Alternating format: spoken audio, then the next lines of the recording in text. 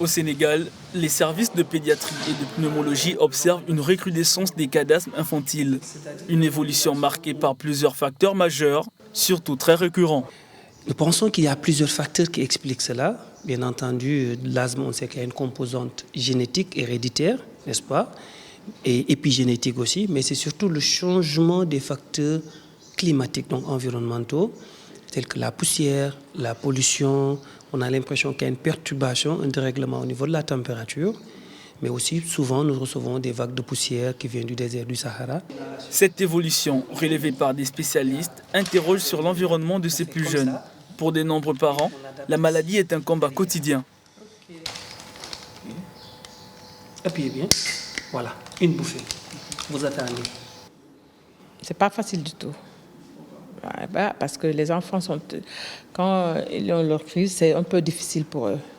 Alors toi, tu peux pas. Tous les jours, une bouffée. Pour faire face, les experts en la matière expliquent les premiers soins à administrer en cas de crise d'asthme. Donc vous avez mis le doigt vraiment là où ça pose problème. Effectivement, la première chose, souvent les gens n'aiment pas les pompes. Alors que l'asthme, c'est une maladie liée à une inflammation qui se situe au niveau des bronches.